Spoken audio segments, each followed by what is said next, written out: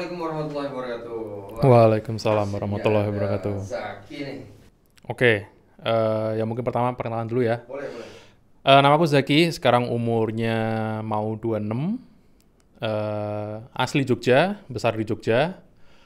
Terus pertama kali bisnis, mungkin kalau buat beberapa orang yang udah kenal, antara aku atau orang tua, eh, mungkin beranggapan kalau aku pertama kali bisnis itu karena gabung ke orang tua ya, dapat privilege dari situ. Cuman sebenarnya bisnis yang pertama kali aku jalanin itu bisnis waktu kuliah dan bareng teman-teman kuliah sebenarnya.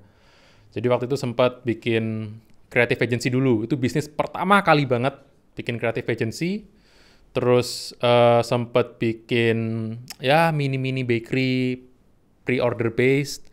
Baru setelah itu gabung ke perusahaan dari orang tua gitu.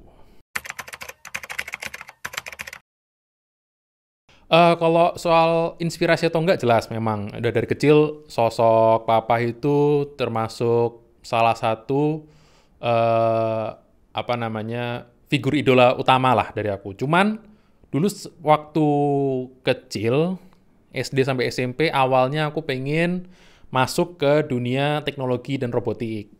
Terus habis itu ganti SMA sempet mau jadi lawyer. Baru di akhir banget SMA akhirnya memutuskan kayaknya kayaknya ke bisnis ya gitu. Oke, mungkin ini sedikit berdasarkan pengalamanku juga ya. Sebenarnya yang namanya bisnis itu semakin awal, semakin muda, semakin early, semakin baik. Jadi kalau misalnya aku yang sekarang bisa ngasih pesan ke aku 10 tahun lalu, di mana aku masih umur 15 atau 16, aku akan bilang ke Zaki yang masih kecil dulu bahwa mulai bisnis sekarang aja deh, gitu. Karena ya kalau dari pengalamanku sendiri ya, bisnis itu banyak banget belajar dari menjalankan bisnisnya sendiri. Jadi semakin awal mulainya, pasti semakin cepat belajarnya, semakin besar network yang bisa terjalin, dan nanti by the time sudah dewasa, sudah punya tanggung jawab, sudah lebih matang. Gitu sih. Kalau bisnis impian, sebenarnya dulu sebelum mulai sama sekali nggak kepikiran. Cuman satu hal yang pasti waktu itu nggak mau terjun di dunia transportasi dan travel, yang mana itu sebenarnya bisnis orang tua waktu pada saat itu kan. Karena sering kali diajakin ngantor sama papa, ikut apa namanya problem solving juga kalau lagi ada masalah. Dan ternyata dari situ malah kenal jadinya. Ada beberapa masalah yang aku sebenarnya nggak suka. Nah, berangkat dari situ, akhirnya mulailah kenalan-kenalan sama orang yang punya bisnis peternakan, bisnis F&B, bisnis apa. Dan akhirnya dari banyaknya cerita-cerita yang masuk, sepertinya yang paling oke itu dicoba langsung. Jadi, aku pun sekarang baru menemukan fakta bahwa aku senang dan punya passion di dunia F&B ya setelah terjun di F&B-nya. Awalnya nggak kepikiran sama sekali. Kalau siapanya sih ada, cuman sebenarnya kalau kalau goals ya, lebih ke goals, maksudnya inspirasi, itu eh, untuk di F&B sekarang, Ismaya Group sebenarnya. Ismaya Group, dia satu satu holding yang punya banyak F&B brands, dan dari situ dia banyak juga melakukan pengembangan-pengembangan, bahkan sampai punya konser segala. Yang mungkin di situ juga nanti ada hubungannya dengan IP atau dan lain-lain. Nah, kalau soal soal inspirasi sebenarnya paling besar ke arah sana. Cuman kalau role model yang mungkin masih tergapai sama saya itu eh Pak Nurulnya Rocket Chicken dan SS itu. Sebenarnya style F&B kita beda pada saat ini. Cuman aku punya mimpi juga pengen punya F&B yang sistem multiplikasi atau duplikasinya gampang kayak SS dan Rocket Chicken, dan juga bisa jalan bootstrapping atau mandiri tanpa harus dapat pendanaan dari luar. Itu sebenarnya super inspirasional banget kenal dengan beliau-beliau itu. Kalau soal disiplin terus how to manage business sebenarnya lebih ke papa gitu. Beliau-beliau tadi lebih ke bagaimana mereka menjalankan bisnisnya masing-masing dan terutama soal ekspansinya.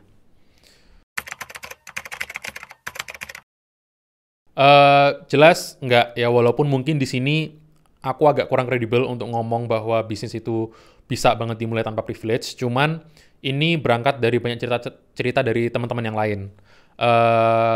Dalam perjalanan menjalankan bisnis ini, ketemu sama banyak business owner yang lain, yang mereka itu banyak juga yang nggak ada privilege dari orang tua maupun lingkungan. Dan tanpa privilege pun, pada kenyataannya mereka juga bisa thrive, bisnis mereka bisa berkembang besar juga, dan orangnya juga sukses gitu.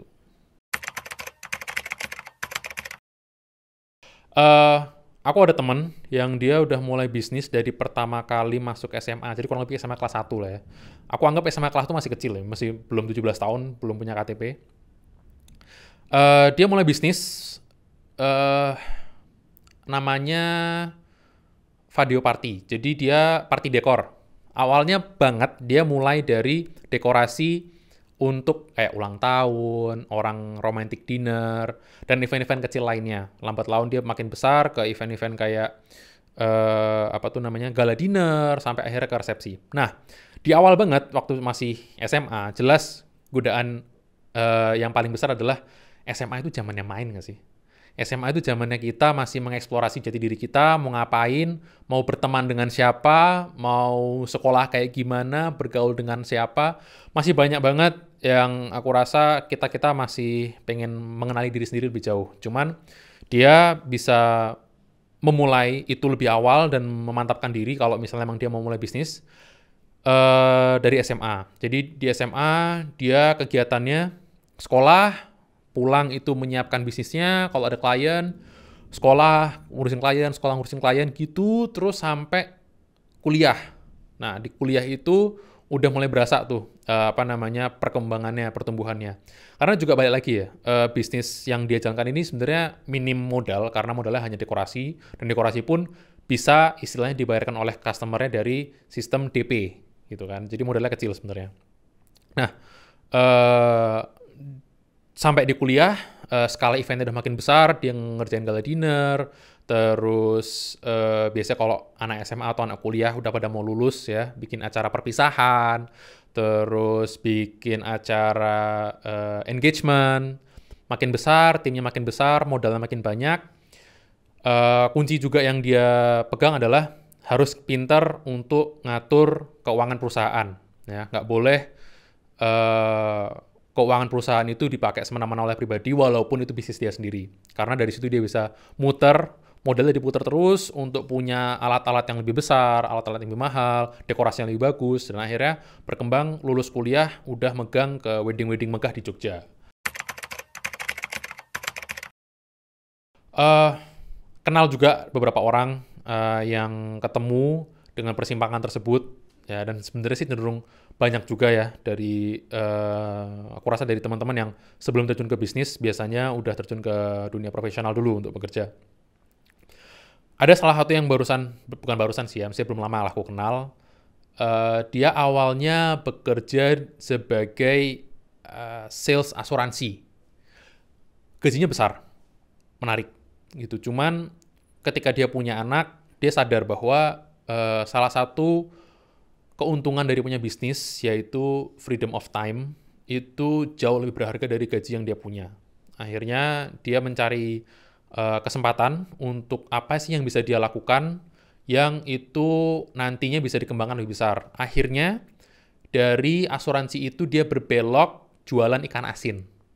Tapi misi dia nggak hanya menjualan ikan asin biasa. Jadi di situ dia berusaha mengindustrialisasi industri ikan asin yang mana biasanya tempatnya kotor, produknya nggak jelas, kebersihannya nggak jelas, standarnya nggak ada. Nah, dia ubah itu semua agar semua fasilitas produksi, proses, dan lain-lain itu terstandarisasi, dan dia punya goals juga untuk ikan asin ini mau dia kenalkan juga ke luar negeri. Gitu. Jadi keren banget. Pada akhirnya dia bisa berani untuk memutuskan pindah haluan. Mungkin ini aku pribadi ya. Dari awal sekolah itu aku nggak ada goals untuk punya pencapaian akademik yang terlalu tinggi. Di rumah pun ditumbuhkan mindset kalau ya sekolah ya sekolah untuk belajar, cuman bukan semerta-merta harus selalu jadi nomor satu gitu. Yang penting apa? Yang penting kita bertanggung jawab. Kalau misalnya memang eh, punya pencapaian akademis itu bukan jadi tujuan utama, berarti harus punya pencapaian yang lain atau goals yang lain lah.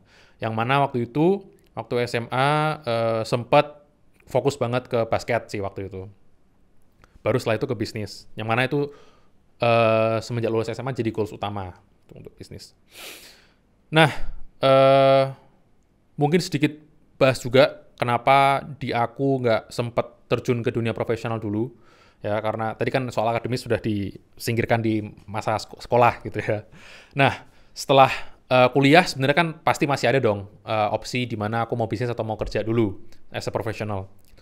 Cuman gini, satu hal atau ya satu sisi dari privilege adalah kadang kita jadi punya tuntutan lebih gitu. Aku yakin juga ini dirasakan oleh beberapa teman-teman lain yang punya privilege yang sama dengan aku, bahwa ya sedikit banyak orang tua pasti berharap, bahkan nggak cuma berharap ya, membebankan kepada kita sebagai penerus untuk setelah kuliah langsung bantu dan meneruskan usaha-usaha yang mereka sudah rintis atau mereka sudah jalankan gitu. Jadi sebenarnya kalau dilihat dari kesempatannya, memang dari awal udah minim banget untuk aku bisa apply kerja di luar gitu, karena memang udah ada permintaan lah untuk langsung bantu ke pekerjaan. Jadi lulus kuliah dan selesai dari bisnis kecil yang aku mulai sendiri tadi, langsung gabung ke bisnis dari orang tua. Tapi alhamdulillahnya sih cocok juga. Jadi yang aku rasa privilege tadi bukan sebagai beban, tapi sebagai anugerah lah. Itu yang patut untuk selalu disyukuri gitu. Oke, jadi kapan harus berbisnis, kapan harus jadi profesional gitu. Sebenarnya faktor penentunya banyak sekali ya. Maksudnya aku melihat juga banyak teman-teman di sana ya, teman-teman kuliah, teman-teman SMA, sekolah juga banyak yang memutuskan untuk jadi profesional. Dan sama sekali nggak salah sebenarnya ya. Selama itu halal dan baik, kenapa tidak kan sebenarnya gitu. Satu sisi gini, ada temen yang selepas kuliah langsung jadi tulang punggung keluarga. Ketika dihadapkan dengan posisi seperti itu, aku rasa ada bijaknya ketika dia lebih memilih untuk bekerja as a professional. Karena dalam bekerja lebih ada keamanan atau safety dalam pendapatan, tidak harus menanggung resiko lebih dalam kerugian bisnis, dan itu super masuk akal gitu. Di mana dia bisa bekerja dulu untuk bikin situasi keluarganya lebih stabil, dan nanti ke depannya mungkin bisa ada side hustle atau usaha kecil sampingan yang dirasa nanti bisa dibesarkan, baru nanti dipindah haluan. Gitu.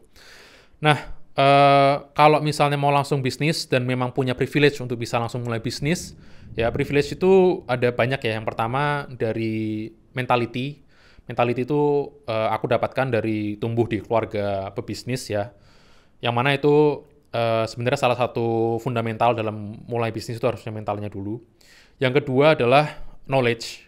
Knowledge untuk handle bisnis dari semua sisi ya. Finance, operasional, marketing, development, dan lain-lain. Dan juga pada akhirnya baru modal gitu. Kalau misalnya emang punya tiga-tiganya ini, nggak salah juga untuk bisa langsung berbisnis, karena balik lagi, as a business owner, banyak sekali benefit-benefit yang bisa kita dapetin. Tadi yang pertama ada freedom of time, ya kita juga punya kebebasan untuk memilih harus membawa bisnis kita kemana, ya freedom of goals, ya time goals, dan juga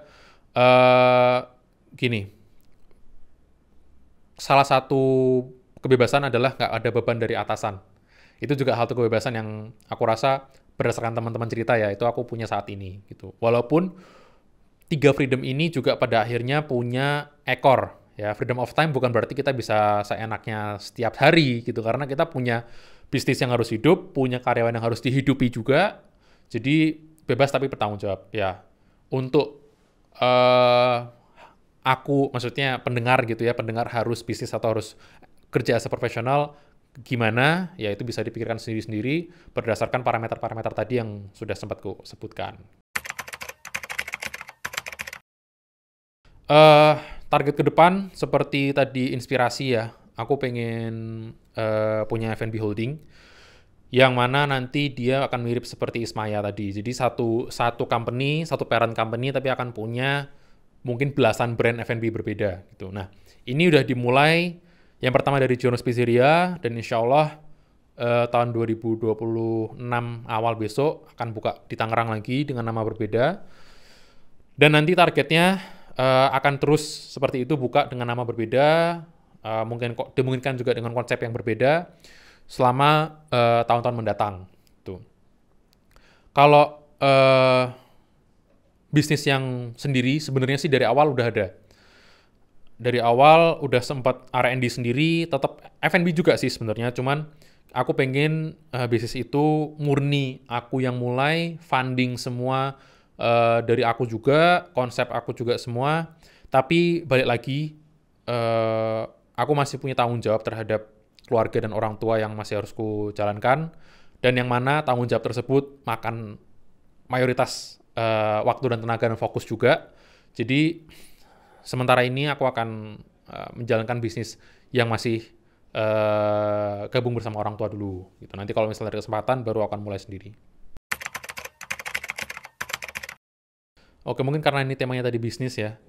Ngulang lagi, kalau misalnya emang punya ada interest bisnis, mulai as soon as possible. Bisnis itu nggak harus dengan modal besar. Modal paling penting di bisnis adalah kemauan dulu. Masalah modal, masalah knowledge, masalah ini bisa dicari dari networking, dari ikut lomba-lomba, dari ketemu dengan organisasi-organisasi yang terkait, semua bisa dicari. Buat teman-teman Money Habits, tonton terus Money Habits di channel favorit kalian.